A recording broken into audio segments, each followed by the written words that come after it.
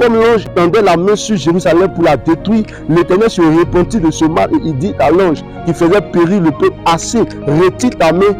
L'ange de l'Éternel était près de l'aire d'Aravna le Jébusien.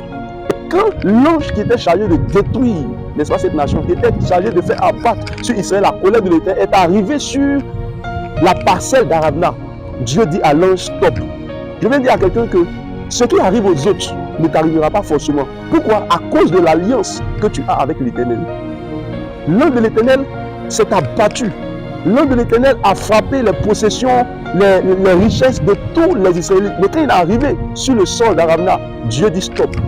Bien aimé dans le Seigneur, c'est là que je comprends pourquoi la Bible dit: nous tomberons à ta gauche, 10 000 à ta droite, mais tu ne seras pas. Mais je prophétise et je déclare sur toi que de la même manière que Dieu a dit stop à l'un des destructeurs arrivé sur le sol d'Aravna, que Dieu dit stop même à tes ennemis, afin que lorsqu'ils arriveront au seuil de ta porte, lorsqu'ils arriveront au seuil de ton entreprise, lorsqu'ils arriveront au seuil de ta famille, lorsqu'ils arriveront au seuil de tes biens, de tes possessions, que Dieu les arrête. Et que la destruction ne soit jamais ton partage, que la destruction ne soit jamais ton expérience, mais que Dieu t'en préserve. Pourquoi?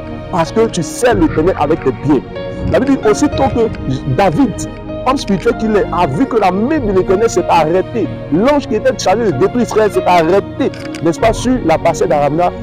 Gad est venu conseiller à David: il faut bâtir là un hôtel. Pourquoi? Parce que ce terrain-là n'est pas un terrain simple. Ce terrain est un terrain qui porte quelque chose de spécial. Ce terrain est un terrain que Dieu considère, que Dieu agrée. Alléluia. D'où David maintenant va se déplacer et il va vers Aravna, le propriétaire terrien, et lui dit: je veux ta parcelle. Je veux ta parcelle. Je viens dire à quelqu'un bien aimé dans le Seigneur que Dieu va tellement te bénir que des gens vont venir demander quel est le secret. Dieu va tellement t'utiliser, Dieu va tellement te bénir, Dieu va tellement passer par toi pour faire du bien, Dieu va tellement passer par toi pour faire de l'espoir, que des gens viendront te demander quel est ton secret, des gens viendront te demander ta participation, des gens viendront demander ton concours.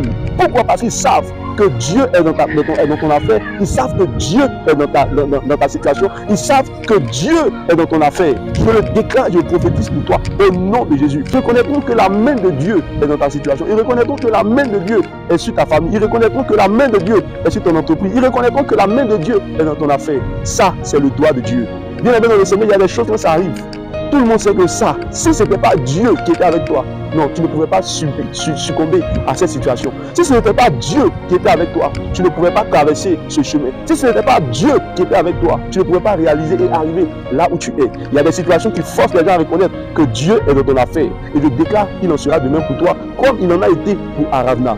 Et puis Kaïso, l'ombre du Tout-Puissant, tout le monde dira que ça c'est le doigt de Dieu.